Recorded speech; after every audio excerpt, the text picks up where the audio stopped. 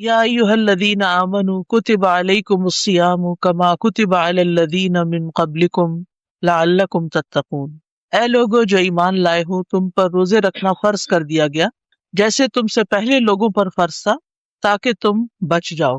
الحمدللہ، اللہ کا بہت احسان ہے، اللہ کا بہت شکر ہے کہ ایک مرتبہ پھر رمضان ہماری زندگی میں آ رہا ہے اور ہم رمضان کے قریب پہنچ رہے ہیں، بس چند دن کی بات ہے۔ رمضان ایک مبارک مہینہ ہے جس کے روزے رکھنا اللہ سبحانہ وتعالیٰ نے ہم پر فرض کیا ہے۔ اس مہینے میں آسمان کے دروازے کھول دیے جاتے ہیں، یعنی ہماری عبادتیں قبول ہوتی ہیں، ہماری دعائیں قبول ہوتی ہیں، ہمارا زمین کی نسبت آسمان سے ایک رابطہ زیادہ ہو جاتا ہے۔ اس مہینے میں جہنم کے دروازے بند کر دیے جاتے ہیں، جو کہ اللہ سبحانہ وتعالیٰ کی ایک خاص رحمت ہے، اور سرکش شیطانوں کو طوق پہنا دیے جاتے ہیں، یعنی وہ فریلی اپنی موومنٹ نہیں کر سکتے۔ یہ مہینہ ایک بہت خیر لانے والا مہینہ ہے جس میں انسان کی نیکیاں کئی گنا زیادہ اجر و ثواب پاتی ہیں۔ اس مہینے میں کی جانے والی نیکیوں کا اجر و ثواب بھی کئی گنا زیادہ بڑھ جاتا ہے۔ رسول اللہ صلی اللہ علیہ وسلم نے فرمایا، بے شک تم پر یہ مہینہ آیا ہے اور اس میں ایک ایسی رات ہے جو 1000 مہینوں سے بہتر ہے۔ جو اس سے محروم رہا وہ ہر طرح کی خیر و بھلائی سے محروم رہا، یعنی وہ حقیقی معنوں میں محروم ہے۔ لہٰذا بہت ضروری ہے کہ ہم اس مہینے کے آنے سے پہلے ہی اس کی یاد تازہ کر لیں، اس کی پلاننگ کر لیں، اس مہینے کے آنے کے مقصد کو سمجھیں اور اس میں کرنے کے کاموں کو دوبارہ سے دہرا لیں۔ الحمدللہ زندگی میں کئی بار رمضان آیا اور اللہ کے فضل سے آپ سب نے اس میں اللہ تعالیٰ کی خوب خوب عبادت بھی کی ہوگی، لیکن زندگی کی مصروفیات میں بعض اوقات انسان کیے ہوئے کاموں کو بھی بھول جاتا ہے کہ مجھے اس مہینے میں کیا کچھ کرنا ہے۔ تو ہمیں اس کے فائدوں کو سامنے رکھتے ہوئے سب سے پہلی بات تو یہ کہ ہمیں یہ سوچنا ہے کہ ہم روزے رکھے کیوں۔ ایک تو یہ ہے کہ یہ ایک فرض عبادت ہے، اللہ تعالیٰ نے ہم پر لازم کر دیا ہے کہ روزے رکھنے ہیں تو ہم رکھ رہے ہیں۔ اللہ تعالیٰ کی اطاعت ہے، عبادت ہے۔ چونکہ اللہ تعالیٰ کی خاص برکت اور رحمت ہوتی ہے، اس لیے ہم عام دنوں میں اتنی دیر تک کھائے پیے بغیر رہنے کا سوچ بھی نہیں سکتے جتنا رمضان کی برکت کی وجہ سے الحمدللہ ہم سب آسانی سے روزہ رکھ لیتے ہیں۔ حتیٰ کہ بعض اوقات چھوٹے بچے بھی بہت خوشی سے روزہ رکھتے ہیں۔ تو پھر مقصد کیا ہے روزہ رکھوانے کا؟ اس کا مقصد یہ ہے کہ اسپرچولی ہم اسٹرانگ ہو، ہماری روح طاقتور ہو اور ہمارا ایمان مضبوط ہو، ہمارا اللہ تعالیٰ سے تعلق مضبوط ہو اور ہم پہلے سے زیادہ بہتر انسان بن جائیں۔ تو روزہ بذات خود مقصد نہیں ہے، روزہ تو ایک اطاعت کا کام ہے کہ کہا گیا کرو تو ہم کر رہے ہیں، لیکن اس کا کچھ آؤٹ کم ہونا چاہیے، اس کے نتیجے میں کوئی چیز ہمیں حاصل ہونی چاہیے، اور وہ ہے لعلکم تتقون، کہ تم بچ جاؤ، تمہارے اندر بچنے کی قوت پیدا ہو جائے۔ تو ہمیں روزہ کس لیے رکھنا ہے؟ تاکہ ہم بچ جائیں۔ کس چیز سے بچ جائیں؟ گناہوں سے بچ جائیں، اللہ کی نافرمانی کے کاموں سے بچ جائیں، اور پھر الٹیمیٹلی دوزخ سے بچ جائیں، اللہ کے عذاب سے بچ جائیں، اللہ کی ناراضگی سے بچ جائیں۔ تو اس لیے بہت ضروری ہے کہ ہم روزوں کا خوش دلی کے ساتھ اہتمام کریں، کہ انسان رمضان کے روزوں میں اللہ کے حکم سے حلال چیزیں بھی چھوڑ دیتا ہے۔ انسان کے اندر 2 بڑی خواہشات ہیں، ایک کھانے کی خواہش ہے اور ایک سیکس کی خواہش ہے۔ روزے کی حالت میں ان دونوں کو اوائڈ کرنے کے لیے کہا گیا کہ طلوع فجر سے لے کر غروب آفتاب تک ان 2 کاموں سے مکمل طور پر اجتناب کرنا ہے، ورنہ روزہ ٹوٹ جائے گا۔ اب یہ دونوں چیزیں شادی کے بعد ہسبینڈ وائف کا جو تعلق ہے وہ بھی حلال ہے، اور کھانے پینے میں جو طیبات ہیں، پاکیزہ چیزیں ہیں، وہ بھی ہمارے لیے حلال ہیں۔ لیکن اللہ سبحانہ تعالیٰ کے حکم سے ہم ان دونوں چیزوں سے اس لیے بچتے ہیں کہ اللہ تعالیٰ نے ہمیں روک دیا، تو ہمیں رک جانا ہے۔ تو لعلکم تتقون، اب یہ آخرت کے عذاب سے بچنا، اللہ کی ناراضگی سے بچنا اسی درجے میں ہوگا جس درجے میں ہم روزہ رکھ کر حلال کے علاوہ حرام چیزوں کو چھوڑیں گے۔ بعض اوقات ہم حلال چیزیں چھوڑ دیتے ہیں، کھانا پینا چھوڑ دیتے ہیں، لیکن مردہ بھائی کا گوشت کھانا نہیں چھوڑتے، یعنی روزہ رکھ کر بھی غیبت چغلی چل رہی ہوتی ہے کسی نہ کسی شکل میں، یعنی وہاں آ کے ہمارا کنٹرول ختم ہو جاتا ہے، ہم اپنے آپ پر کنٹرول نہیں رکھ سکتے۔ کوئی بات کر رہا ہو کسی کی تو ہم آگے سے 2 لگانے کو تیار ہوتے ہیں تاکہ یعنی کہ ایک ویلیڈیشن ہو جائے اس کی۔ تو ہمیں اس بارے میں خاص طور پر رمضان کے اندر بہت محتاط رہنا ہے کہ اپنے روزے کو خراب نہیں ہونے دینا کسی بھی حرام اور مکروہ اور مشکوک چیز سے۔ کہ جس سے روزہ جو ہے وہ خراب ہو جائے. نبی صلی اللہ علیہ وسلم نے فرمایا کہ جو روزہ رکھ کے بھی جھوٹ بولنا اور جھوٹ پر عمل کرنا نہیں چھوڑتا، اللہ سبحانہ تعالیٰ کو اس کی کوئی ضرورت نہیں کہ وہ کھانا پینا چھوڑ دے. یعنی روزے سے اصل مقصد کھانا پینا چھڑانا نہیں ہے، اصل مقصد کچھ اور ہے، اور وہ ہے بری عادتیں چھڑانا.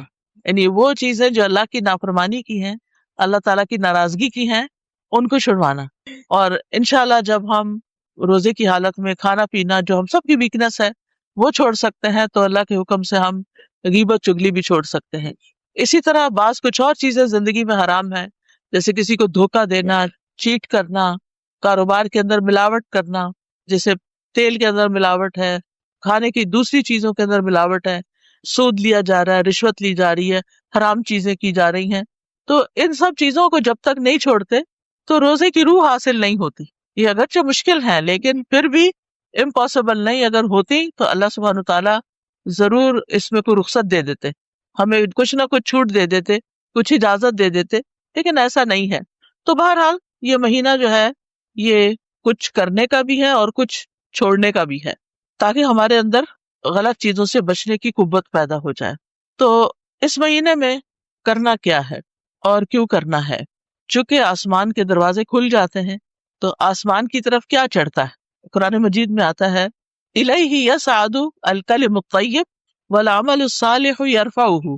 اللہ تعالیٰ کی طرف اوپر چڑھتے ہیں پاکیزہ کلمات، اور نیک عمل جو ہے وہ اس کو اوپر لے جاتا ہے.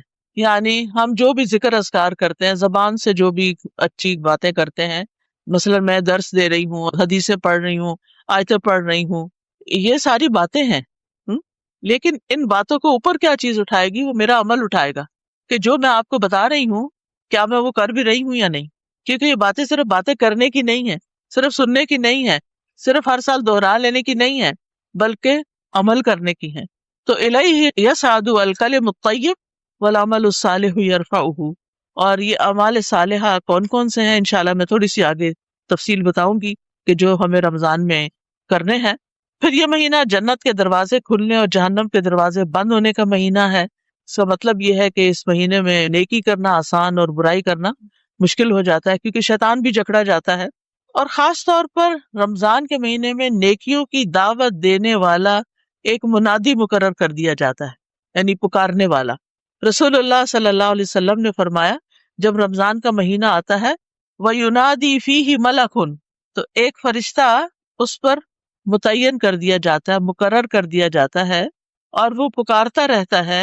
ینادی یعنی ندا، آواز دیتا رہتا ہے، یا باغی الخیر اقبل و یا باغی الشر اقصر. اے خیر کے چاہنے والے آگے بڑھ، اور اے شر کے چاہنے والے رک جا. یہاں تک کہ رمضان ختم ہو جاتا ہے. ہم میں سے ہر ایک خیر چاہتا ہے، تو اے خیر کے چاہنے والے آگے بڑھ. اب وہ ہر روز کہہ رہا آگے بڑھ آگے بڑھ. تو اس کا کیا مطلب ہے کہ میکسیمم ایفرٹ لگانی، جتنا کر رہے ہیں اس کو کافی نہیں سمجھنا. ہماری رمضان کی عبادتیں ہمارے عام دنوں سے زیادہ ہونی چاہیے. تو یا باغی الخیر اقبل، ہم دعا کر رہے ہیں، ایک دن کرتے ہیں، اگلے دن وہ کہتا ہے اور آگے بڑھو اور آگے بڑھو اور آگے. اسی وجہ سے آپ دیکھیں کہ رمضان کی عبادتیں ہوتے ہوتے جب آخری عشرہ آتا ہے تو اس میں اور بھی زیادہ زور پکڑ جاتا ہے یہ ساری عبادت اور کوشش اور محنت. نبی صلی اللہ علیہ وسلم آخری راتوں میں خود بھی جاگتے تھے اور اپنے گھر والوں کو بھی جگاتے تھے، یعنی راتیں ان کی جاگتی تھی. پورے سال میں یہی راتیں ہیں جن میں ساری ساری رات بھی جاگا جاتا ہے، اور گپ شپ کے لیے، کھانے پینے کے لیے، سوشلائزنگ کے لیے نہیں. کیونکہ بعض لوگ اکٹھے ہو کے عبادت کرتے ہیں، پھر وہ ہنسی مذاق شروع ہو جاتا ہے اور دعاؤں سے توجہ کم ہو جاتی ہے، اور چیزیں بیچ میں آ جاتی ہیں، کھانے پینے کے لمبے چوڑے اہتمامات شروع ہو جاتے ہیں. تو ان چیزوں سے بھی ہمیں بچنے کی ضرورت ہے. تو یا باغی الخیر اقبل و یا باغی الشر اقصر. تو رمضان ایک ایسا مبارک مہینہ ہے جس میں نیکی کے مواقع جمع ہو جاتے ہیں. یعنی ہم نے روزہ بھی رکھا ہوتا ہے، ہماری نمازیں بھی ہو رہی ہوتی ہیں، تہجد یا تراویح بھی ہو رہی ہوتی ہے، پھر صدقہ خیرات بھی ہو رہا ہوتا ہے، عمرے پہ بھی لوگ چلے جاتے ہیں. یعنی رمضان کا مہینہ اتنا مبارک مہینہ ہے کہ جس میں ساری نیکیاں بیک وقت ہو رہی ہوتی ہیں، اکٹھی ہو جاتی ہیں. عام دنوں میں ہم کبھی ایک کام کرتے ہیں، کبھی دوسرا کرتے ہیں، کبھی روزہ رکھ لیا، کبھی نہیں رکھا، کبھی صدقہ خیرات زیادہ ہو گیا، کبھی نہیں ہوا. لیکن رمضان میں یہ چیزیں ایک پلاننگ کے تحت اور ایک شوق اور ایک محبت کے تحت اور اپنے اوپر لازم کرتے ہیں. اور بہت سے لوگ رمضان میں زکوٰۃ بھی اپنی نکالتے ہیں. تو روزہ، عمرہ، زکوٰۃ، صدقات اور نماز اور تہجد اور ذکر اذکار، یہ سارا کچھ اکٹھا ہو جاتا ہے ایک جگہ پر. تو رسول اللہ صلی اللہ علیہ وسلم نے فرمایا یقیناً جنت میں ایسے بالا خانے ہیں جن کا اندرونی حصہ ان کے باہر سے نظر آتا ہے اور ان کا بیرونی حصہ ان کے اندر سے نظر آتا ہے، یعنی جیسے گلاس ہاؤس ہوتا ہے. تو ایک دیہاتی آپ کی طرف کھڑا ہوا اور کہنے لگا یا رسول اللہ صلی اللہ علیہ وسلم، یہ کس کے لیے ہیں، یہ کس کو ملیں گے؟ آپ نے فرمایا اس شخص کے لیے جو اچھی بات کرے، کھانا کھلائے اور روزے رکھے، اور رات کو جب لوگ سو رہے ہوں تو صرف اللہ کے لیے نماز ادا کرے، یعنی تہجد یا تراویح جس کو آپ کہتے ہیں. اب رمضان میں آپ یہ ساری باتیں کر سکتے ہیں. ایک ٹائم مقرر کریں جب آپ اپنے گھر والوں کو، اپنے بچوں کو لے کے بیٹھیں، چاہے 10 منٹ کے لیے، 5 منٹ کے لیے. خاص طور پہ اگر بچے چھوٹے ہیں تو ان کو لے کے بیٹھیں اور ان کے ساتھ ہر روز تھوڑی سی بات رمضان کے سلسلے میں ضرور کریں. اس کے لیے یہ کتاب جو ٹیبل پہ رکھی ہوئی ہے، شہر رمضان، رمضان کے مہینے کی، یہ بڑی اچھی کتاب ہے. اس میں ایک ایک پیج، سوا پیج کے ساتھ رمضان میں جتنی چیزیں کرنی ہوتی ہیں وہ ساری اس کے اندر موجود. یعنی آپ کو کہیں اور جانے کی ضرورت نہیں تیاری کرنے کے لیے. ایک پیج آپ اس میں سے پڑھیں، جو خاص بات ہے وہ اپنے بچوں کے ساتھ شیئر کر لیں اور ان کے ساتھ ڈسکشن کریں. اس سے یہ ہے کہ گھر میں ایک رحمت اور برکت بھی آتی ہے، کیونکہ جب گھر والے بھی اکٹھے ہو کے بیٹھتے ہیں، یعنی کبھی بھی کوئی اکٹھا ہو کے کام کرتا ہے تو اجتماعیت کی ایک برکت ہوتی ہے. یعنی ایک تو یہ کہ ہر کوئی اپنے اپنے کمرے میں بیٹھا ہے، پڑھ رہا ہے، وہ بھی اچھی بات ہے. اعتکاف اس کے لیے بہت اچھا موقع ہوتا ہے کہ آخری 10 دنوں میں انسان سب کو چھوڑ کے الگ ہو جائے. لیکن اس کے علاوہ جب آپ گھر کے اندر ہیں ہی تو گھر کی بھی ایک مجلس ہونی چاہیے. اگر آپ 2 لوگ بھی ہیں تو ہسبینڈ وائف بھی بیٹھ جائیں اور ایک دوسرے کے ساتھ کوئی اچھی بات ضرور شیئر کریں. دوسرا یہ ہے کہ انسان کھانا کھلائے. کھانا کھلانے کے لیے ایک تو یہ ہے کہ آپ رمضان راشن کے نام سے جو کمپینز چلتی ہیں اور غریبوں تک آرگنائزیشنز پہنچاتی ہیں ان کو راشن، جیسے الہدا بھی کر رہا ہے اور لوگ بھی کرتے رہتے ہیں، انڈیویجولی بھی لوگ اپنے رشتہ داروں یا غریبوں یا میڈز وغیرہ سب کے لیے انتظام کرتے ہیں. تو اور جو بھی صدقہ خیرات آپ کریں، لیکن کھانا کھلانے والا کام ضرور کریں. اور اس میں آپ دیکھیے کہ عام طور پہ لوگ افطار کا انتظام اسی وجہ سے کرتے ہیں. اب افطار ویسے تو بہت اچھی بات ہے، لیکن بعض اوقات اس میں بھی دیکھا ہے کہ جو خاتون خانہ ہے، یا اگر خاتون خانہ خود نہیں تو جو سروینٹس ہیں، ان بیچاروں کا سارا دن طرح طرح کے کھانے پکاتے ہوئے گزر جاتے ہیں. رمضان کا تو مقصد یہ تھا کہ کھانے کو لمیٹڈ کیا جائے، لیکن ہمارے عام دنوں سے بھی زیادہ پھر پکنا پکانا شروع ہو جاتا ہے، جس کی وجہ سے پھر عبادات کے لیے ٹائم کم رہ جاتا ہے. تو اس میں انسان، یعنی اگر کوئی ایسا انتظام کرے بھی، کیونکہ پھر رشتے دار ہیں یا دوست ہیں دور دور سے آتے ہیں، پھر ان کی اپنی تراویح کا ٹائم بھی ہوتا ہے، پھر ٹریولنگ ٹائم میں وہ نماز کے اندر سے خشوع و خضوع بھی ختم ہو جاتا ہے. تو آپ پکا کے بھی کسی کے گھر بھیج سکتے ہیں، پکا کے بھی بھیج سکتے ہیں. اسی طرح ایسی جگہ جہاں پر بہت سارے لوگ اکٹھے ہوں، جیسے ہاسٹلز ہوتے ہیں، اس میں بہت ساری بچیاں، یا مدرسہ ہوتا ہے کوئی، اس میں بہت سارے بچے اکٹھے بیٹھے ہوتے ہیں، اکٹھے رہ رہے ہوتے ہیں. اب تو یونیورسٹیز میں بھی آپ دیکھیں، یونیورسٹیز کے بھی ہاسٹل ہیں. یہاں اسلام آباد میں کئی ایک ہاسٹلز ہیں، ہو سکتا ہے آپ کے نیبرہڈ میں کوئی ہاسٹل ہو. تو اب وہ ہاسٹل کا کھانا تو آپ کو سب کو پتہ ہی ہے کہ وہ کیسا کھانا ہوتا ہے. تو رمضان کے مہینے میں آپ روز کھانا نہیں کھلا سکتے، روز نہیں پکا سکتے، تو کٹھا کھانا پکوا کر بھی آپ کسی ایسی جگہ پر سب کو کھلا سکتے ہیں. پھر اسی طرح روزے تو رکھنے ہی ہیں، اور رات کو جب سو رہے ہوں تو صرف اللہ کے لیے نماز. حافظ ابن رجب کہتے ہیں یہ تمام کے تمام اعمال رمضان میں سرزد ہوتے ہیں، پس مومن کے لیے رمضان میں سب کچھ جمع ہو جاتا ہے، روزہ، قیام، صدقہ اور اچھی گفتگو. کیونکہ روزے دار کو بے مقصد اور جنسی بات کرنے سے منع کر دیا جاتا ہے. روزہ، نماز اور صدقہ اپنے کرنے والے کو اللہ عز و جل تک پہنچا دیتے ہیں، یعنی اللہ کا قرب نصیب ہوتا ہے. نماز نمازی کو آدھے رستے تک پہنچا دیتی ہے، روزہ اسے بادشاہ کے دروازے تک پہنچا دیتا ہے، اور صدقہ اس کا ہاتھ پکڑ کر بادشاہ کے پاس داخل کر دیتا ہے. یعنی صدقے کی وجہ سے انسان اللہ تعالیٰ کے اور زیادہ قریب ہو جاتا ہے. اور چونکہ یہ قرآن کا مہینہ ہے، نبی صلی اللہ علیہ وسلم اس مہینے میں حضرت جبریل علیہ السلام کے ساتھ قرآن کا دور کیا کرتے تھے. اور جب آپ جبریل علیہ السلام کے ساتھ مل کر یہ دور کرتے تو تیز آندھی سے بھی زیادہ سخاوت کرتے تھے. یعنی آپ بہت زیادہ جواد اور سخی ہوتے تھے رمضان کے مہینے میں. یعنی جیسے تیز آندھی چلتی ہے تو اس کے ساتھ کچھ مٹی بھی اڑتی ہے، اور آپ نے دیکھا ہوگا کہ گھر کے ہر چیز کے اوپر اس کے اثرات نظر آتے ہیں. تو اسی طرح رمضان میں آپ کے صدقہ خیرات کے جو اثرات ہیں وہ ہر طرف نظر آنے چاہیے. یعنی آپ کے عزیز دوست رشتے دار یعنی سب تک آپ کچھ نہ کچھ خیر ضرور بانٹیں.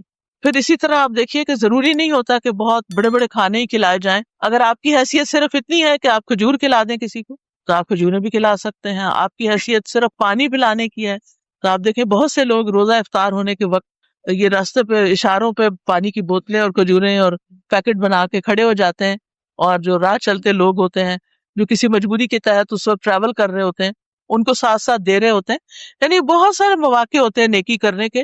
انسان اگر سوچے اور توجہ کرے تو بہت سی خیر نکل سکتی ہے. تو چونکہ یہ مہینہ اخلاقی تربیت کا مہینہ ہے تو نبی صلی اللہ علیہ وسلم نے فرمایا روزہ صرف کھانا پینا چھوڑنے کا نام نہیں ہے بلکہ روزہ تو لغو اور بیہودہ کام اور رفث یعنی جنسی خواہشات پر مبنی حرکات اور کلام سے بچنے کا نام ہے. لہٰذا اگر تمہیں کوئی گالی دے یا تم سے جہالت کی باتیں کرے تو تم کہہ دو کہ میں تو روزے سے ہوں. یعنی آرگیومنٹ میں نہ پڑو, بحث مباحثے نہ کرو, لڑائی جھگڑا نہ کرو. ہمیں سوچتی ہوں کہ جن گھروں میں بہت لڑائیاں ہوتی ہیں آپس میں, بہن بھائی لڑتے ہیں یا ہسبینڈ وائف لڑتے ہیں یا ایک دوسرے کی مار پٹائی کرتے ہیں, تو اگر وہ رمضان کا مہینہ 30 دن رکے رہے اس کام سے کہ نہ ہی زبان سے یعنی ابیوز کرنا ہے کسی کو اور نہ ہی ویسے کسی کو مارنا ہے, نہ ہم نے بچوں کو مارنا ہے نہ کسی بڑے کو مارنا ہے, تو آپ دیکھیں گے کہ رمضان کے بعد وہ عادت کی حد تک کم ہو سکتی ہے. کیونکہ انسان کو سوچنے کا بھی موقع ملتا ہے کہ اگر روزے کی وجہ سے میں نے اپنے آپ کو روکا تھا تو بعد میں میرے لیے کیا جواز نکلتا ہے کہ میں خواہ کسی کے اوپر ظلم اٹھاؤں. پھر یہ کہ یہ دعاؤں کی قبولیت کا مہینہ ہے. رمضان کے ہر دن اور رات میں دعا قبول ہوتی ہے. جہنم سے آزادی کا مہینہ ہے. گناہوں کے کفارے کا مہینہ ہے. اب یہ ہے کہ چند پوائنٹس میں دیتی ہوں, پھر آپ لوگ مزید ڈسکشن بھی کر سکتے ہیں. سب سے پہلی بات تو یہ ہے کہ رمضان کا مہینہ آنے پر پریشان نہیں ہونا چاہیے, خوش ہونا چاہیے کہ اتنے سارے نیکی کے مواقع ملیں گے. ہر شخص کو کچھ نہ کچھ تھوڑی سی اینگزائٹی ضرور ہوتی ہے, رمضان آ رہا ہے, یہ بھی کرنے والا ہے, وہ بھی کرنے والا ہے, تراویح کیسے کریں گے, رات تھک جاتے ہیں, بمشکل عشاء پڑھتے ہیں, اب یہ اتنی لمبی نماز کیسے ہوگی. تو جب میرے اوپر ایسے خیالات آتے ہیں تو میں ہمیشہ سوچتی ہوں پچھلے رمضان میں تو سب ٹھیک ہو گیا تھا, وہ کیسے ہوا تھا. تو اگر اللہ نے وہ کرا دیا تو اس دفعہ بھی اللہ سے اچھی امید رکھو تو انشاءاللہ اب بھی اچھا ہو جائے گا. اور واقعی جو ہی رمضان شروع ہوتا ہے ایک الگ ہی اسپرٹ ہوتی ہے, ایک الگ ہی انرجی آ جاتی ہے انسان کے اندر. تو خوشی سے استقبال کریں اور اللہ تعالیٰ کا شکر ادا کرتے ہوئے, کیونکہ کتنے ہی لوگ تھے جو پچھلے رمضان میں ہمارے ساتھ تھے اور اس رمضان میں وہ دنیا سے جا چکے ہیں, اور اس کے لیے دعا بھی مانگتے تھے. بعض سلف جو ہیں وہ 6 مہینے پہلے یہ دعا شروع کر دیتے تھے کہ اللہ ہمیں رمضان تک پہنچا دے, اللہ ہمیں رمضان تک پہنچا دے. اور جب رمضان گزر جاتا تو یہ دعا کرتے رہتے اللہ ہمارے رمضان کی نیکیاں قبول کر لے. پھر یہ کہ اپنی نیتوں کو بھی خالص کر لینا, یعنی ایک کانشیس ایفرٹ اور سوچ کہ میں نے جو کچھ کرنا ہے اللہ کے لیے کرنا ہے. انا للہ, میں تو اللہ کی ہوں, میں تو اللہ کی ہوں, جس نے مجھے پیدا کیا, جس نے مجھے رزق دیا, جس کے ہاتھ میں میری زندگی ہے, جس کے ہاتھ میں میری موت ہے, میں تو اس کی ہوں. لہٰذا جب ہم یہ کہہ دیتے ہیں نا میں اللہ کی ہوں, تو پھر اللہ تعالیٰ کے ہر کام کو انسان اچھی نظر سے دیکھتا ہے, چاہے عقل اس کو سمجھ نہ پائے. اللہ کا ہر فیصلہ اچھا لگتا ہے. تقدیر کے متعلق انسان کی شکایتیں دور ہو جاتی ہیں. اللہ تعالیٰ کے اقوال, افعال, تقدیر, شریعت سب سے انسان ایگری کرنے لگتا ہے. اور پھر اگر انسان سوچتا ہے کہ حیاتی کلہ للہ, میری ساری زندگی اللہ کے لیے, تو پھر جو بھی کام انسان اس وقت کر رہا ہوتا ہے, چاہے ماں باپ کی خدمت ہے, چاہے بچوں کا خیال رکھنا ہے, چاہے نیبرز ہیں, چاہے دین کا پڑھنا پڑھانا, کوئی بھی چیز ہے, میں جب اللہ کے لیے کر رہی ہوں تو پھر مجھے پریشانی نہیں ہونی چاہیے.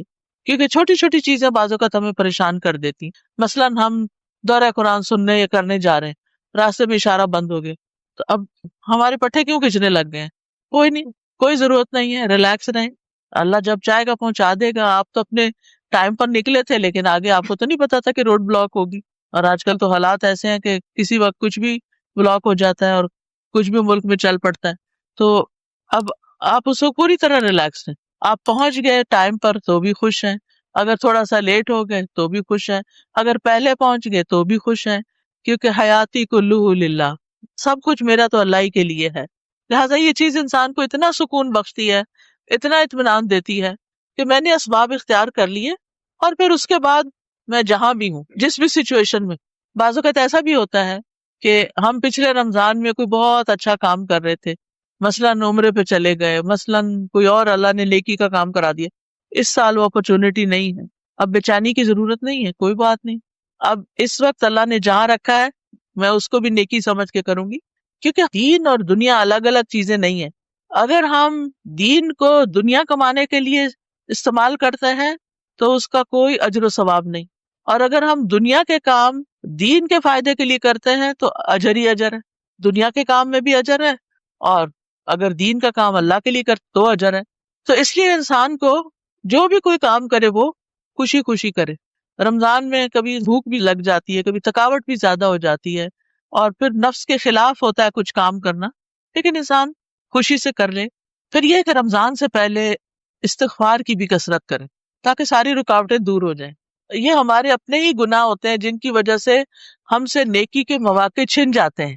یعنی ہم نے سوچا ہوتا ہے کچھ کرنے کا اور وہ ہوتا ہی نہیں، کوئی ہمارا گناہ بیچ میں رکاوٹ بن جاتا ہے.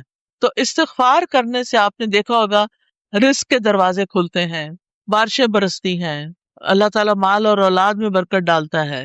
یعنی کہ ساری رکاوٹیں ختم اور دعائیں قبول، اور بندے کو جو چاہیے تھا وہ اسے مل گیا.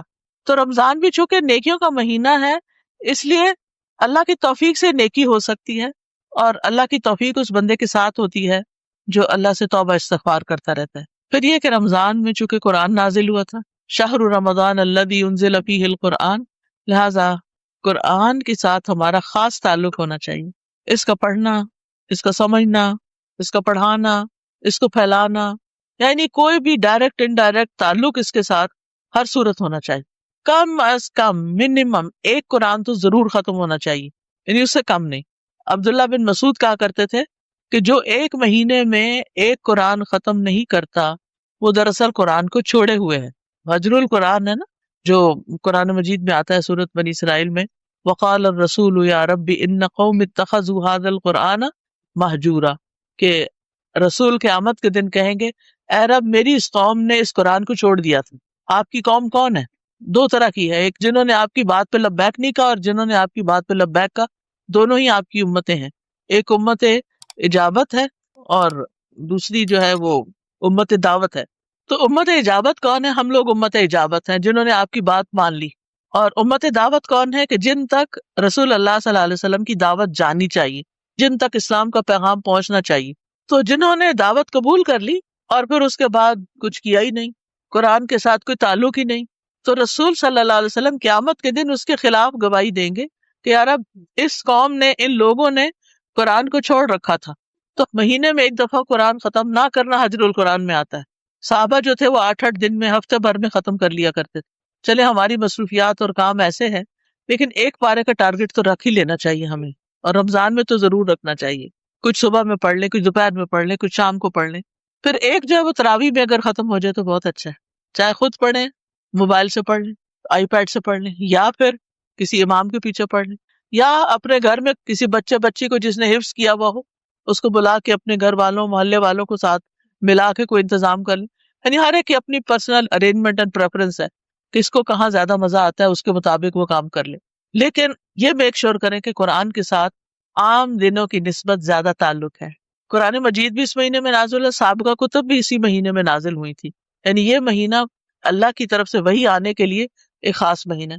اسی لیے اگر اس مہینے میں سمجھ کر قرآن پڑھا یا سنا جائے تو دلوں پہ زیادہ اثر کرتا ہے، کیونکہ یہ ہدایت کی کتاب ہے. پھر یہ ہے کہ صرف دن کو نہیں پڑھے، رات کو بھی اس کا اہتمام ضرور ہونا چاہیے، اور خاص طور پر تراویح میں، اور اس سے بڑھ کر لیلۃ مبارکہ میں، کیونکہ انا انزلناہ فی لیلۃ مبارکہ، ہم نے اس قرآن کو مبارک رات میں نازل کیا تھا، اور وہ رمضان کی راتوں میں سے ایک رات تھی شب قدر. کہا جاتا ہے کہ 27ویں رات تھی. بہرحال جو بھی تھی، آخری راتوں کی ایک طاق رات تھی جس میں قرآن نازل ہوا. انا انزلناہ فی لیلۃ القدر، ہم نے اسے قدر کی رات میں اتارا، نائٹ آف پاور. تو اس لیے دن کے علاوہ رات کو بھی قرآن کا پڑھنا، تلاوت کرنا، اور کچھ نہ کچھ اس کو سمجھنا، یہ انسان کی شخصیت کے اوپر، انسان کی طبیعت کے اوپر، مزاج کے اوپر بہت بہترین اثرات ڈالتا ہے. تو اس لیے اس کا اہتمام ضرور کیجیے. نبی صلی اللہ علیہ وسلم تو رمضان کی ہر رات میں جبریل علیہ السلام سے مل کر قرآن کا دور کیا کرتے تھے. لہٰذا اس سے یہ بات پتہ چلتی ہے کہ ایک تو ہے اکیلے تلاوت، ٹھیک ہے، وہ آپ اپنی سہولت سے جب اٹھتے بیٹھتے، چلتے پھرتے، واک کرتے، گاڑی میں بیٹھ کے کہیں نہ کہیں آپ کر لیں، ہو گیا پورا آپ کا سپارہ. لیکن کچھ وقت ایسا ضرور رکھیں کہ جس میں آپ کسی کے ساتھ بیٹھیں. موسیٰ علیہ السلام نے اپنے بھائی ہارون علیہ السلام کو مانگا تھا، اللہ تعالیٰ سے دعا کی تھی کہ وَاجْعَل لِّي وَزِيرًا مِّنْ أَهْلِي هَارُونَ أَخِي اُشْدُدْ بِهِ أَزْرِي كَيْ نُسَبِّحَكَ كَثِيرًا وَنَذْكُرَكَ كَثِيرًا إِنَّكَ كُنتَ بِنَا بَصِيرًا، کہ ہم مل کے تیرا ذکر کریں، مل کے تیری تسبیح کریں۔ جب انسان یعنی جماعت سے نماز پڑھتا ہے تو اس کا اپنا ہی ایک اثر ہوتا ہے، ایک مجلس میں بیٹھ کے قرآن پڑھتا ہے تو اس کا اپنا ہی ایک اثر ہوتا ہے۔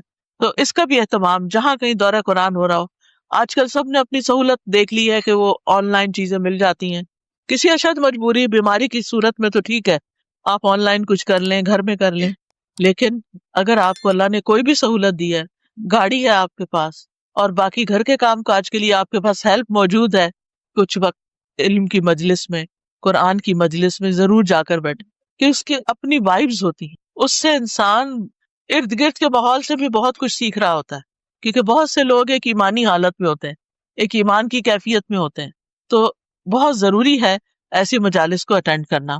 تو ایک قرآن ہو گیا تلاوت والا قرات، ایک قرآن ترجمہ قرآن کے ساتھ فہم القرآن تھوڑا تھوڑا انڈرسٹینڈنگ کے ساتھ، اور ایک قرآن تراویح کے ساتھ۔ یا اللہ ہماری جتنی بہنیں بھی یہاں آئی ہیں ان کا آنا قبول فرما یا رب العالمین یا ارحم الراحمین، ہم سب کو وسیع علم عطا فرما، ہماری مشکلات آسان فرما، ہمیں دنیا اور آخرت کی رسوائی سے بچا، یا اللہ تمام بیماروں کو صحت عطا فرما، تمام دکھی لوگوں کے دکھ دور فرما، یا رب العالمین ہمارے بچوں کو نیک ہدایت دے، یا رب العالمین ہمارے گھر والوں پر اپنی رحمت اور برکت نازل کر دے، ہمارے گھروں میں سکون پیدا کر دے، ہمیں خوشیاں عطا فرما۔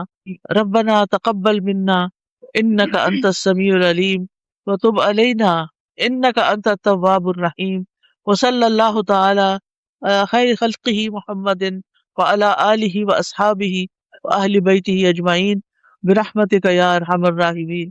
توبہ کے بارے میں سلف کے اقوال۔ سلف کہتے ہیں پریویس پائس پریڈیسیسرز کو، جو پچھلے دور میں گزرے نیک لوگ، علماء وغیرہ۔ علماء سلف کی کچھ خوبصورت عبارتیں ہیں، تحریریں ہیں اور روشنیاں ہیں خوشبودار، جو توبہ کے عظیم مقام کو بتاتی ہیں کہ توبہ کتنی بڑی چیز ہے۔ وہ اقوال یا وہ عبارتیں ابھارتی ہیں ان راستوں پر چلنے کے لیے، یعنی توبہ کے راستے پہ چلنے کے لیے۔ اور ان اقوال میں سے ہیں، نمبر 1، عمر بن خطاب رضی اللہ عنہ کا قول، بیٹھو توبہ کرنے والوں کے ساتھ، کیونکہ وہ لوگوں میں سب سے زیادہ نرم دل ہوتے ہیں۔ یعنی گناہ کرنے کے بعد، غلطی کرنے کے بعد جب انہیں شرمندگی ہوتی ہے اور حسرت ہوتی ہے اور ان کو تکلیف ہوتی ہے تو ان کے دل ٹوٹے ہوئے ہوتے ہیں۔ وہ ٹوٹنا کس طرح؟ ایک تو دل اس لیے ٹوٹتا ہے کہ جو گناہ کا کام وہ کر رہے تھے اس میں انہیں مزہ آ رہا تھا، کسی چیز کے ساتھ وہ اٹیچڈ تھے تو انہوں نے اس چیز کو چھوڑ دیا۔ تو کسی بھی چیز کی جدائی، چاہے وہ اچھی ہو یا بری ہو، وہ دل پہ بڑی گراں ہوتی ہے۔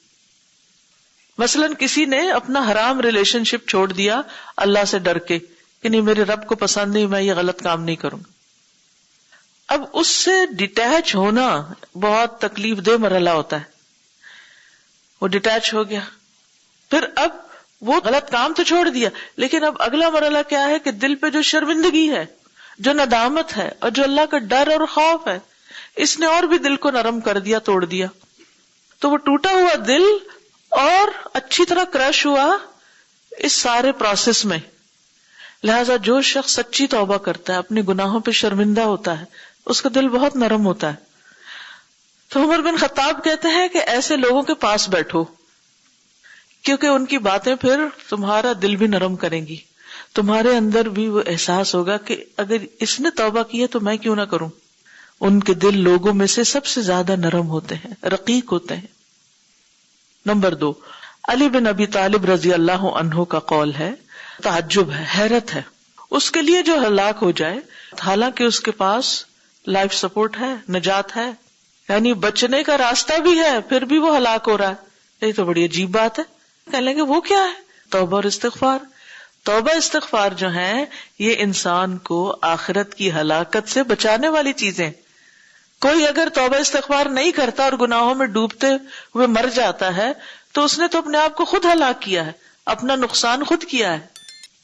تو آپ دیکھیے کہ اس سے انسان کو کتنی تسلی ہو جاتی ہے کہ ڈرنے کی ضرورت نہیں، خوف کھانے کی نہیں، کیونکہ ورنہ انسان اپنے گناہوں کی اثرات کی شرمندگی اور ندامت میں اس طرح گھلا مرا جاتا ہے کہ اس سے آئندہ اور بھی کوئی نیکی کا کام نہیں ہو پاتا، کیونکہ وہ ہر وقت ایک ڈپریشن میں ہے کہ میں تو بہت برا ہوں، میں بہت لو سیلف اسٹیم ہو جاتا، میں کچھ بھی نہیں کر سکتا، پتہ نہیں میرا کیا بنے گا، مجھے معافی ملے گی کہ نہیں، میں کبھی ٹھیک ہوں گا کہ نہیں، کبھی کچھ اچھا کروں گا نہیں. یہ جو آپ جس پروسیس سے گزر رہے ہیں بذات خود اتنے تکلیف دہ پروسیس سے، یہ ہی نجات کا ذریعہ ہے، یہ آپ کی پیوریفیکیشن ہو رہی ہے.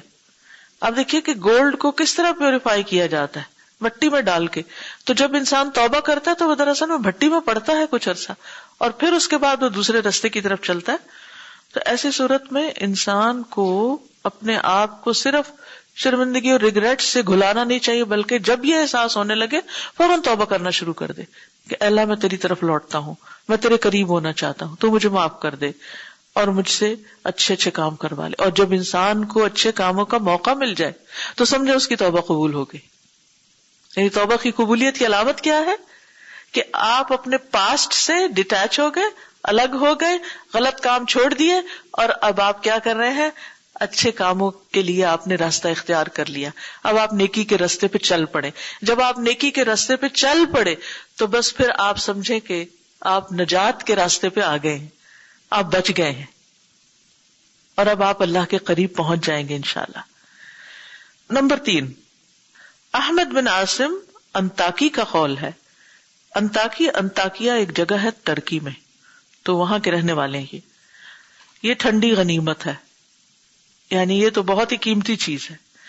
جس نے اصلاح کر دی اس کی جو باقی ہے، یعنی باقی زندگی کو ٹھیک کر دیا اس توبہ نے، بخش دے گا تجھے ان معاملوں میں جو گزر چکے. یعنی توبہ کے ذریعے تمہاری پچھلی زندگی کی معافی ہو جائے گی اور اگلی زندگی کی اصلاح ہو جائے گی، اگلی زندگی مزید نیکیوں میں گزرنے لگے گی. نمبر 4، سعید بن مسیب کا کہنا ہے اللہ سبحانہ تعالی نے ایک آیت اتاری کہ بے شک وہ پلٹنے والوں کے لیے بہت غفور الرحیم ہے. یہ کس شخص کے بارے میں آیت اتری ہے؟ یہ وہ شخص ہے جو گناہ کرتا ہے، پھر توبہ کرتا ہے، پھر گناہ کر بیٹھتا ہے، پھر توبہ کرتا ہے. کیونکہ ہوتا یہ ہے کہ انسان بڑی مشکل سے ایک گناہ کو چھوڑتا ہے اور اس سے باہر نکلتا ہے. اپنی پرانی عادتوں کو توڑنا چھوڑنا بہت مشکل کام ہے، بہت مشکل ہوتا ہے عادتیں بدلنا.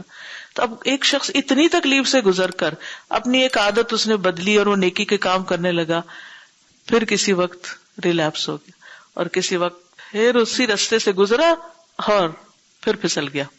اب اس کو پھر شرمندگی شروع ہوئی کہ میرا تو کوئی ارادہ نہیں تھا کہ میں یہ غلط کام دوبارہ کروں گا، اس کا خیال بھی مجھے کیوں آیا. یہ ایون وہ اپنے دل میں اس گناہ کی اگر لذت محسوس کرتا ہے تو اس پر بھی اس کو پریشانی ہوتی ہے کہ میں نے تو ایک غلط چیز چھوڑ دی. ویسے کوئی بھی نشہ چھوڑ دیا، تب آپ دیکھیے کہ نشے کا ایک پلیزر ہوتا ہے، اس کو انسان صرف اگر امیجن بھی کر لے نا تو وہ پلیزر اس کو پھر ملنے لگتا ہے.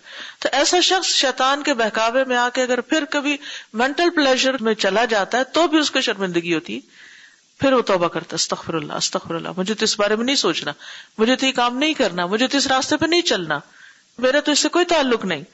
تو اللہ سبحانہ تعالیٰ ایسے بار بار پلٹنے والے کو، یعنی وہ پھر کھچ گیا ادھر، پھر پلٹ رہا، پھر کھچ گیا.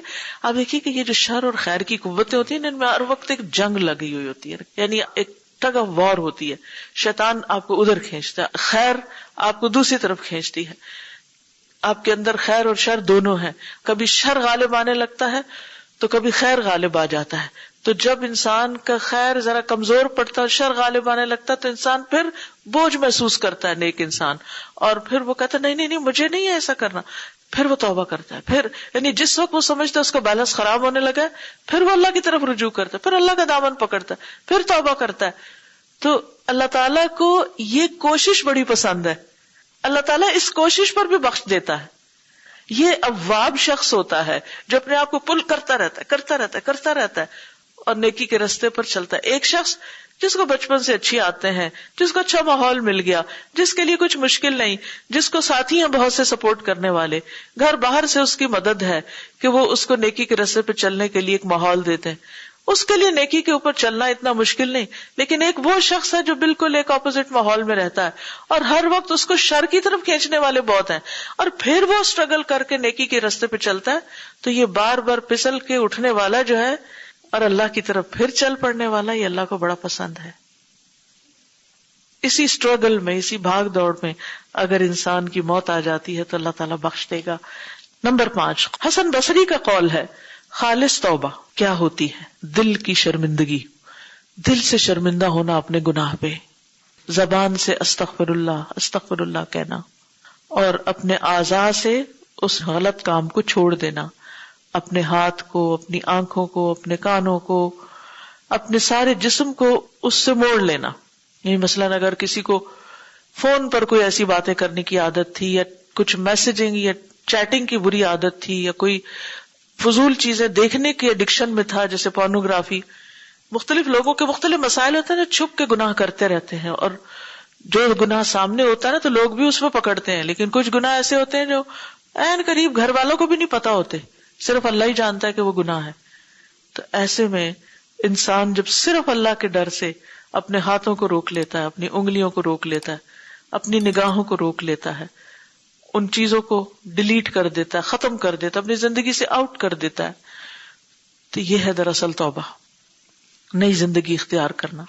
اور دل میں یہ بات رکھنا کہ میں کبھی واپس نہیں جاؤں گا اس راستے پر, آج کے بعد مجھے کبھی اس راستے پہ نہیں جانا, مجھے کبھی اس شخص سے کانٹیکٹ نہیں کرنا, مجھے کبھی اس شخص کے ساتھ باہر نہیں جانا, میں یہ راستہ نہیں اختیار کروں, مجھے ایسے دوستوں سے نہیں ملنا کہ جو مجھے حرام کاموں کی طرف لے جائیں, وغیرہ وغیرہ. جو بھی جس کسی کا مسئلہ ہر کوئی اس کو سوچ سکتا ہے, چھوٹا گناہ ہے یا بڑا گناہ ہے. نمبر 6, فضیل بن عیاض کا قول ہے ہر غم فنا ہونے والا ہے توبہ کرنے والے کے غم کی طرف.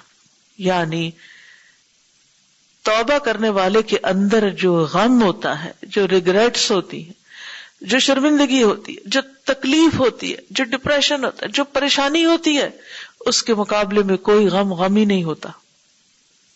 باقی سارے غم چھوٹے ہیں اس غم کے مقابلے میں, کیونکہ اس میں انسان کی حالت غیر ہوتی ہے. ربیع بن خثیم کہتے ہیں کیا تم جانتے ہو کہ بیماری اور دوا اور شفا کیا ہوتی ہے؟ کہنے لگے نہیں, ہمیں نہیں معلوم.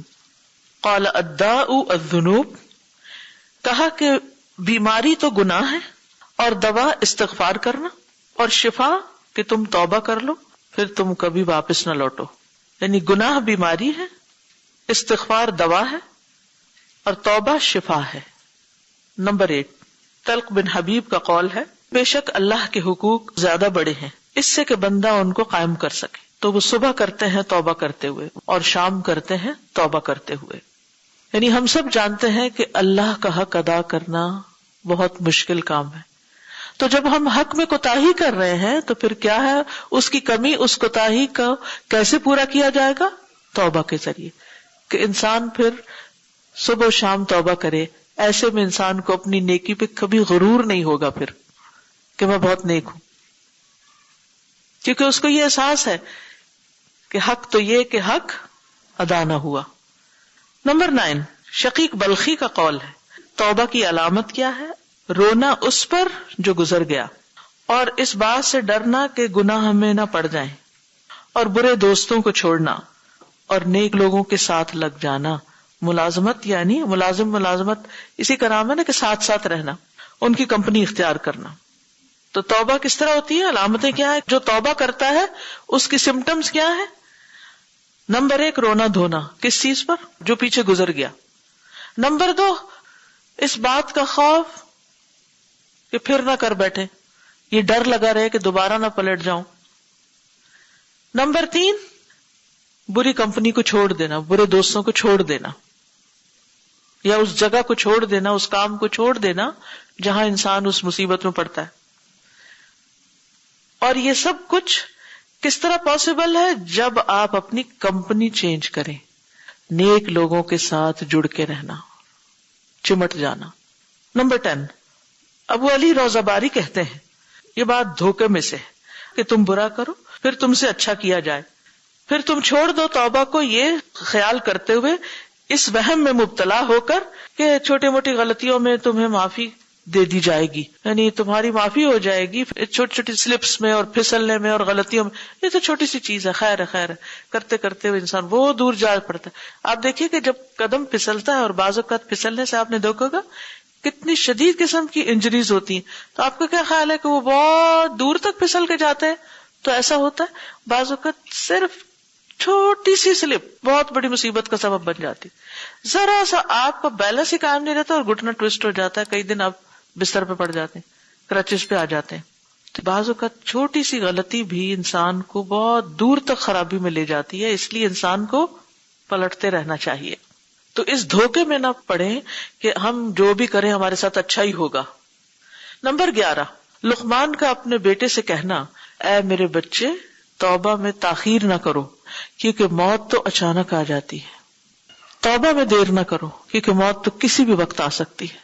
نمبر 12، ابو بکر الواسطی کا قول ہے، آہستگی ہر چیز میں اچھی ہے سوائے 3 چیزوں کے، ٹیک یور ٹائم جیسے ہم کہتے ہیں نا، اور اس میں ان 3 میں سے ایک توبہ کا ذکر کیا گناہ کے وقت، یعنی ادھر گناہ ہو ادھر توبہ کر لے انسان ساتھ کے ساتھ فوراً۔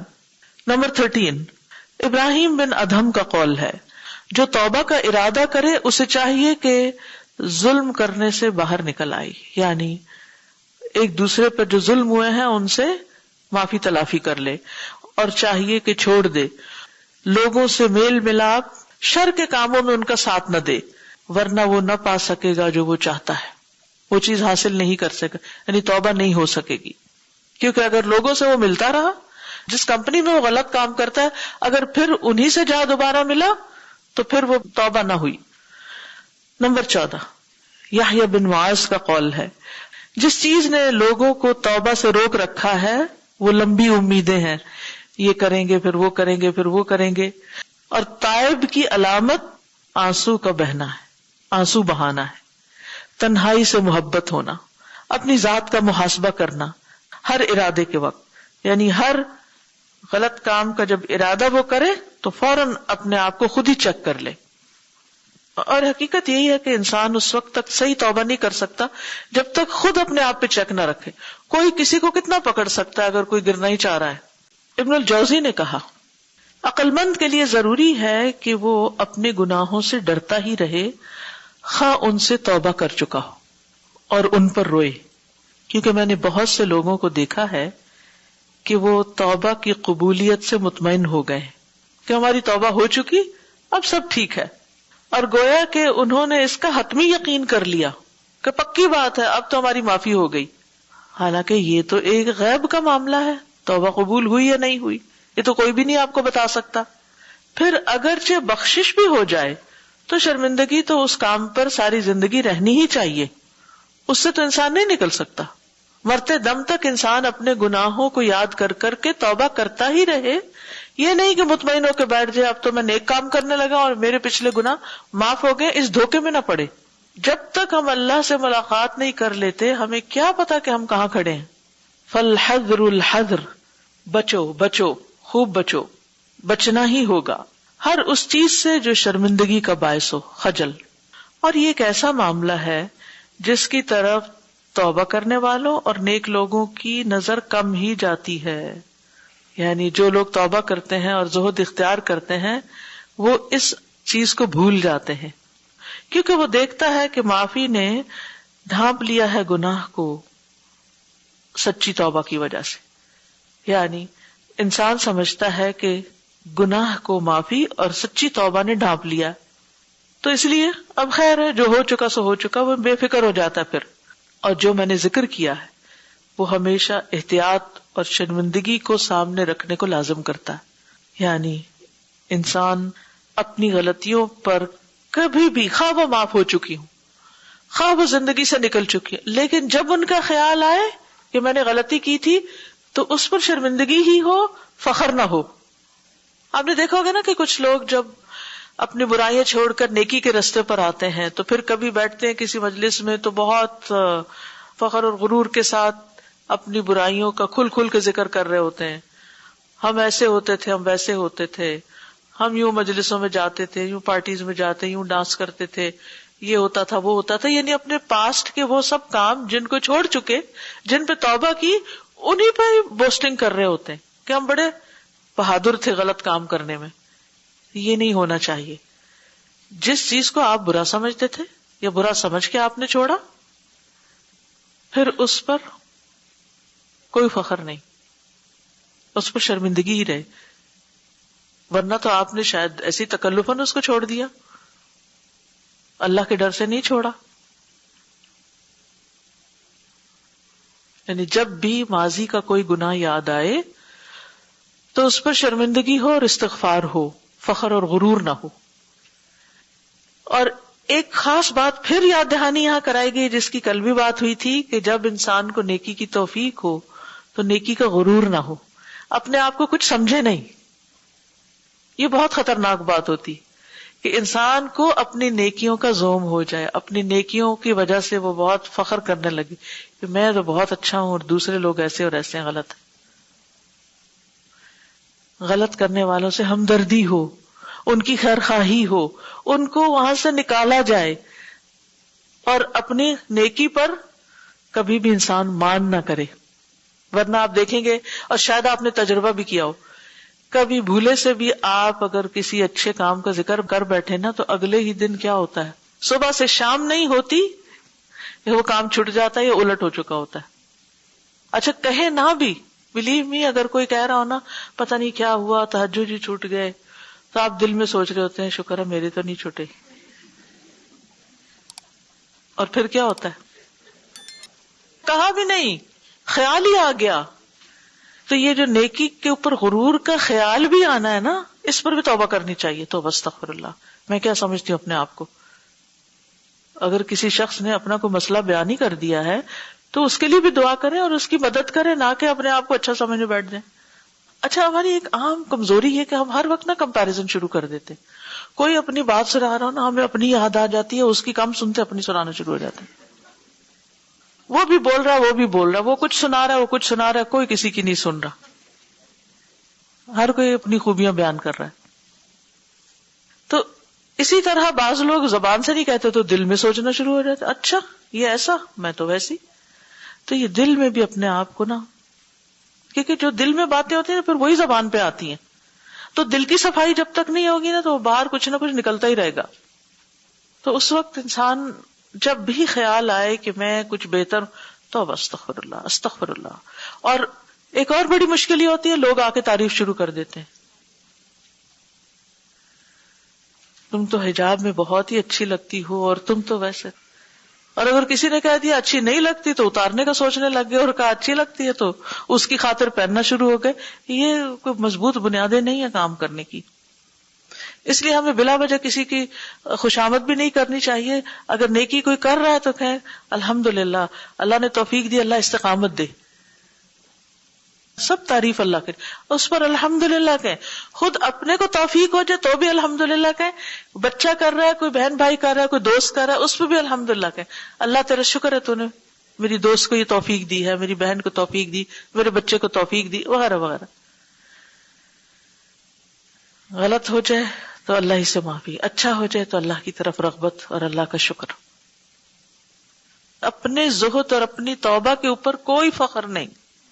وہ جو مقابلے والی کیفیت آتی ہے نا، وہ پھر یعنی خود آگے نکلنے کی تو فاستبقوا الخیرات، نیکی میں اللہ. ہاں لیکن وہ جو ہیسٹینس ہے نا، یہ بھی اللہ کو نہیں پسند نا، جلد بازی جو ہوتی ہے ہماری. کہ موسیٰ علیہ السلام جب قوم سے پہلے آگے تو اللہ تعالیٰ نے پوچھا وما اعجلک عن قومک یا موسیٰ، موسیٰ اپنی قوم سے پہلے کیوں آگے؟ قال عجلت الیک ربی لترضی، اللہ جلدی آیا ہوں کہ تو راضی ہوئے، تجھے راضی کرنے آیا ہوں. لیکن کیا ہوا، پیچھے تیری قوم کو ہم نے آزمائش فتنے میں ڈال دیا. تو چاہے نیکی کا بھی کام ہو، اگر انسان ذرا بھی یہ خیال ہے نا کہ میں تو سب سے پہلے آنے والوں میں سن، یا میں سب سے اچھا ہوں، ہم اچھا کریں لیکن اوروں کو لیٹ ڈاؤن نہ کریں، دل میں بھی نہ کریں. شیطان ایسے ہی وسوسے ڈال کے کام خراب کراتا ہے. استغفار اور توبہ ملتے جلتے بھی ہیں، لیکن استغفار کا مطلب جو پیچھے ہو چکا اللہ اس کو دھو دے، معاف کر دے، ڈھانپ دے، ختم کر دے. توبہ کا مطلب کیا ہے کہ اب اس کو چھوڑ کے میں تیری طرف واپس آ رہا ہوں. توبہ کی ابتدا اور اس کی انتہا آغاز اور انتہا. سلف میں سے بعض نے کہا بے شک توبہ کی ایک ابتدا بھی ہے اور ایک انتہا بھی ہے. تو اس کی ابتدا توبہ کبیرہ گناہوں سے، پھر صغیرہ گناہوں سے، یعنی آغاز کس سے کرنا چاہیے؟ کبیرہ گناہوں سے، پھر ناپسندیدہ باتوں سے، پھر خلاف اولا سے جو بہتر کے خلاف ہوں، یعنی بیسٹ کے اپوزٹ ہوں، یا بیسٹ کے کم تر ہوں، یا بیسٹ سے بیٹر کی طرف، یعنی نچلے درجے پہ نہ جائے. پھر نیکیوں کو دیکھنے سے، یعنی نیکیوں کا خیال آنے سے، پھر اس بات کو دیکھنے سے انہ صدق فی التوبہ کہ میں نے تو بڑی سچی توبہ کی ہے. پھر ہر اس خیال سے جو اس کے دل میں سے گزرتا ہے جو اللہ تعالی کی رضا کا نہیں، جس سے اللہ راضی نہیں، ہر وہ خیال یا وسوسہ جو دل میں آتا ہے اور وہ بات سوچنا جو اللہ کو پسند نہیں، چاہے وہ بات کسی انسان کے بارے میں ہو، چاہے وہ اللہ کے بارے میں، اس کے دین کے بارے میں، اس کے رسول کے بارے میں، اس کے کسی حکم کے بارے میں، اس پر بھی توبہ. اب دیکھیے کہ قرآن مجید کے کچھ احکامات ایسے ہیں جو کرنے آسان ہیں، لیکن کچھ ذرا مشکل ہے اور کچھ بہت مشکل ہے. ہر ایک کا ایک الگ الگ ویکنس اور ایک مسئلہ ہے. کچھ لوگوں کے لیے ربا چھوڑنا بہت آسان ہے، کچھ کے لیے بڑا مشکل، کچھ کے لیے بڑا ہی مشکل، اسی طرح باقی چیزیں. تو جب انسان ایسا کوئی کام، ایسی کسی بات کے بارے میں کہتا ہے کہ یا اللہ یہ تو بہت مشکل ہے، تو اس پر استغفار کرنی چاہیے کہ ہم نے یہ کیوں سوچا، کیونکہ اللہ تعالیٰ نے انسان کو کوئی ایسا حکم نہیں دیا جو اس کے لیے ایسی مصیبت ہو کہ جو وہ کر ہی نہ سکے. لا یکلف اللہ نفسا الا وسعها. اللہ کے سارے فیصلے حق اور عدل پر مبنی ہیں. تو قرآن کی کچھ آیتیں پڑھتے ہوئے تو آپ بہت خوش ہوتے ہیں، کچھ پڑھتے ہوئے آپ ڈرتے ہیں، کچھ پڑھتے ہوئے آپ کہتے ہیں کہ اس پر عمل کر لوں، کچھ پڑھتے ہوئے کہتے ہیں اچھا ذرا ٹھہر کے کروں گی. تو یہ جو ہے نا اچھا ٹھیک ہے، نہیں استغفر اللہ، یا اللہ تو مجھے توفیق دے کہ میں جلدی کر لوں. تو کوئی بھی ایسا وسوسہ، کوئی بھی ایسا گناہ کا خیال، کوئی بھی خود پسندی کا خیال، کوئی بھی کسی کو حقیر سمجھنے کا خیال، کوئی بھی کسی کے خلاف باتیں سوچنے کا اور دماغ میں ایسی سازشیں پالنے کی باتیں، اللہ تو مجھے معاف کر دے اور میرے دل سے اس خناس کو نکال دے.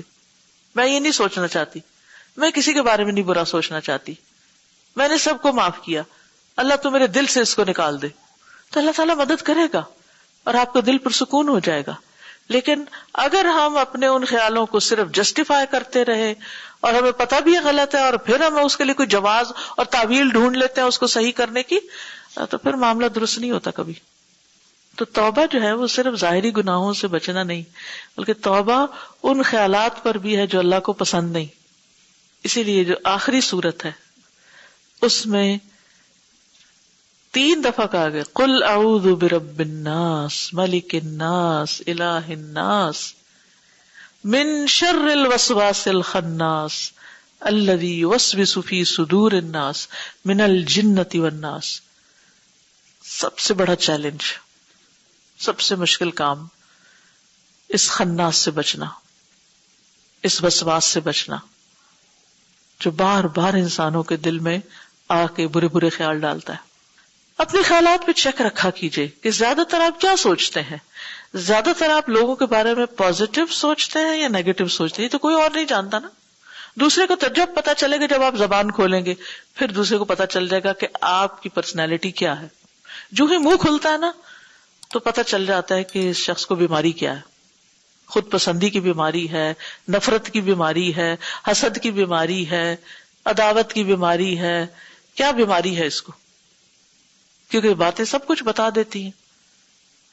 ایک شخص بات کرتا ہے تو بہت پازیٹیو وے میں ہر چیز کو لیتا ہے اور اس کو ڈسکرائب کرتا ہے. ایک شخص ہر وقت نیگیٹو باتیں کرتا ہے، دوسروں کے عیب ہی چنتا رہتا. اس کی نگاہ صرف مکھی کی طرح گندگی پہ بیٹھتی. حالانکہ ایک انسان میں صرف گندگی نہیں ہوتی، اچھی چیزیں، مگر وہ اچھائی دیکھ ہی نہیں پاتا. تو سمجھ آ جاتا ہے کہ اس کے اندر یہ بیماری ہے. تو ہم میں سے ہر شخص کسی نہ کسی بیماری کا شکار ہوتا ہے. تو جب تک وہ چپ رہتا ہے اور اپنے اندر کی چیزوں پر اللہ سے دعا کرتا ہے کہ اللہ تو میری مدد کر. اگر کسی کے بارے میں کوئی مسئلہ ہے تو اللہ تو اس مسئلے کو حل کر دے، اس شخص کو تو ہدایت دے دے.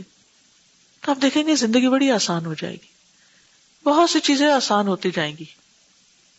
کیونکہ اللہ نے قرآن میں فرمایا کہ وجعلنا بعضکم لبعض فتنہ، ہم نے تم میں سے بعض کو بعض کے لیے فتنہ بنا دیا ہے، ہم نے تم میں سے بعض کو بعض کے لیے آزمائش بنا دیا ہے. تو ہر شخص کی زندگی میں کوئی نہ کوئی ایسا انسان، شخص، لوگ ہوتے ہیں جو اس کے لیے مصیبت ہوتے ہیں، جو اس کا چین لوٹ لیتے ہیں، جو اس کے لیے فتنہ ہوتے ہیں. اچھا، انسان کی ویکنیس یہ، اور شیطان جب حاوی ہوتا ہے تو وہ ہمیں ان لوگوں کے بارے میں کم سوچواتا ہے کہ جو ہمارے لیے اچھے ثابت ہوتے، ان کے بارے میں بار بار دن رات انہی کے بارے میں سوچے چلے جاتے، انہوں نے یہ کیوں کہا، اس نے یہ کیوں سوچا، اور اپنے آپ کو کھا رہے ہوتے ہیں، اٹھتے بیٹھتے وہی خیال ہمیں پریشان کر رہے ہوتے ہیں. اور شیطان خوب خوش ہوتا ہے، واو اس کو تو میں نے اپنے پنجے میں لے ہی لیا. تو ان خیالات سے چھٹکارا کیسے ہو؟ منفی سوچیں. اور نہ صرف یہ کہ اب کی، وہ سالوں سال پرانی باتیں سوچ سوچ کے انسان ہلکان ہوتا ہے. کوئی آس پاس نہیں، کوئی زندگی میں کمی نہیں کسی چیز کی، لیکن اندر کی جلن سے چھٹکارا ہی نہیں. اس سے زیادہ قابل رحم شخص کوئی ہوگا؟ لیکن ان خیالات سے آپ نجات کیسے پائیں؟ اللہ کی پناہ میں صرف نجات ہے، کوئی بندہ نہیں آپ کو چھٹکارا دے سکتا. قل اعوذ برب الناس، اللہ یہ سارے انسان جو ہے نا، ان سب کا تو رب ہے، جو بھی میرے لیے مشکل کھڑی کر، ان سب کا تو ہی رب ہے، میں تیری پناہ میں آتا. ملک الناس، سب کا مالک بھی تو ہے، سب انسانوں کا. الہ الناس، سب کا معبود بھی تو ہے، تو مجھے بچا، تو مجھے محفوظ کر. کس سے؟ من شر الوسواس الخناس، یہ جو میرے دماغ میں کھول رہی ہے ایک چیز، اللہ نکال باہر اس کو. میں کمزور ہوں، میں نہیں نکال سکتا، تو نکال دے اسے باہر. اور پھر آپ دیکھیں کہ کس طرح آپ کو چین آتا ہے جب آپ اپنا معاملہ اللہ کے سپرد کر دیتے، اللہ کے حوالے کر دیتے. اس کے بغیر سکون نہیں آ سکتا زندگی میں. آپ کے پاس ہزاروں نعمتیں ہوں گی نا، تو آپ کو نظر ہی نہیں آئے گی کہ کن چیزوں نے آگے جالا بنا ہوا ہے. آپ کو ویژن ہی کلیئر نہیں ہے، آپ ہر وقت الجھاؤ کا شکار ہیں اور اپنے آپ کو کھا رہے ہیں. تو ہم نے توبہ کر لی، ہمیں دوسروں کی برائیاں اور زیادہ نظر آنے لگ گئی نا. اب ہم زاہد بن گئے، ہم پاک باز بن گئے، ہم نیک بن گئے. اب ہمیں اور زیادہ موقع مل گیا کہ ہم دوسروں کی برائیاں اچھالیں اور ان کو تانے دیں کہ تم ایسے تم ویسے. ایک وقت ہوتا ہے نا ہم خود بھی غلط کر رہے ہوتے ہیں، دوسرا بھی غلط، تو ہمیں دوسرے کی بھی غلطیاں کم نظر آتی ہیں. ایک وقت ہوتا ہے کہ جب ہم خود ذرا اچھے بن جاتے نا تو ہمیں دوسروں کی برائیاں اور زیادہ کھل کھل کے نظر آنے لگتی. تو یہ غرور و توبہ ہوتا ہے پھر. تو اللہ ہمیں توبہ کی توفیق دے اور توبہ کے غرور سے بھی بچائے. اور جہاں تک اس کی انتہا کا تعلق ہے تو ہر اس وقت پر توبہ جب وہ رب تعالی کی نگرانی سے غافل ہوا، اور اس کی نگرانی سے ایک لمحے کے لیے بھی، یعنی انسان اس سے بھی توبہ کرے جب وہ ایک لمحے کے لیے بھی اس بات سے غافل ہو کہ اللہ دیکھ رہا ہے، اللہ مجھے واچ کر رہا ہے. کیونکہ جو ہی انسان یہ بھولتا ہے نا کہ اللہ دیکھ رہا ہے تو پھر غلطی جلدی کرتا ہے. یعنی غفلت سے توبہ کہ اللہ میں جو تجھ سے غافل ہوا اس وقت پر بھی میں توبہ کرتا ہوں. کتنا اعلیٰ معیار ہے نا توبہ کا. اور ایسی باریک توبہ تو کبھی ہم نے کی ہی نہیں کہ خیالوں پر بھی توبہ کریں اور اپنے اندر کی کیفیات پر ان پہ بھی توبہ کریں. ظاہری گناہوں پہ تو ہم کر ہی لیتے ہیں پھر بھی، کیونکہ لوگ بھی لان تان کرتے ہیں تو ہمیں چھوڑنے پڑتے ہیں کچھ گناہ. لیکن اندر کی دنیا کس نے دیکھی؟ وہ تو خود ہی دیکھنی پڑے گی نا. اس پر خود چیک رکھے. آپ کو پتہ چل جاتا ہے کہ جیسے آپ ایک چیز جو ظاہر میں آپ کو خرابی نظر آ رہی ہے، مثلا آپ کھانے کے لیے کوئی چیز اٹھاتے ہیں، آپ دیکھتے ہیں کہ اوہ اچھا اس میں یہ ہے، تو اب آپ یہ تھوڑی کریں گے آنکھ بند کر لیں، اچھا کوئی نہیں وہ کچھ ہے مکھی وکھی لیکن میں آنکھ بند کر کے پی جاتی ہوں. یہ نہیں ہے مقصد. اب آپ کا فوکس کس پہ ہو جاتا ہے سارا کہ مجھے اس کو کیسے نکالنا ہے، کیا میں نے اس چیز کو استعمال کرنا بھی ہے یا نہیں کرنا. آپ سولوشن سوچتے ہیں، ٹھیک ہے نا. اپنی توجہ سولوشنز پہ لے آئیے، اور اگر آپ کے پاس سولوشن نہیں ہے تو اپنے آپ کو کسی اور کام میں مصروف کیجیے. جو اللہ نے نعمتیں دی ہیں ان کو استعمال کیجیے، کیونکہ کچھ چیزوں کو ہم اپنی زندگی سے آؤٹ نہیں کر سکتے، وہ ہماری پارٹ آف آور لائف ہوتی ہیں. ہم بعض اوقات یہ کوشش کریں بھی تو ہم کسی اور مصیبت میں جا پھنستے ہیں، اس سے بڑی مصیبتیں آ جاتی ہیں. اور کتنی دفعہ ایسا ہوتا ہے نا کہ جیسے مثلا آپ کے ان لاز میں کوئی شخص ہے ایسا کہ جس سے آپ کی نہیں بنتی. کیوں نہیں بنتی؟ کیونکہ وہ نیگیٹو ٹائپ پرسن ہے. تو آپ کہتے ہیں میرا ایسے لوگوں سے نہیں گزارا، بہتر ہے اس کو چھوڑ ہی دو. لیکن وہ بیچارہ اکیلا اپنے اس مصیبت میں پھنسا ہی رہتا ہے اور دوسروں کو پریشان کرتا ہی رہتا ہے. اب سوچے کہ کون اس کی مدد کرے. خود آپ کرے؟ نہیں میں تو نہیں کر سکتی، میری تو چلتی نہیں. کون کرے؟ کوئی اور کرے. کیسے مدد کرے؟ اور کچھ نہیں تو پھر دعائی شروع کر دیں اس کے لیے. لیکن جب ہم لوگوں کو بالکل چھوڑ دیتے ہیں نا تو مسئلے حل نہیں ہوتے. بعض اوقات ہمیں رسک لینا پڑتا ہے، آگے بڑھنا پڑتا ہے، اور دو کھانی بھی پڑتی ہیں، لیکن پھر ہم جا پکڑتے ہیں اس چیز کو کہ نہیں نہیں نکلو اس سے باہر. یہ جو منفی سوچ ہوتی ہے نا انسان کی قاتل ہوتی، اپنی ہی قاتل ہوتی. انسان اپنے اوپر ظلم کر رہا ہوتا ہے، صرف بدگمانی کر کر کر.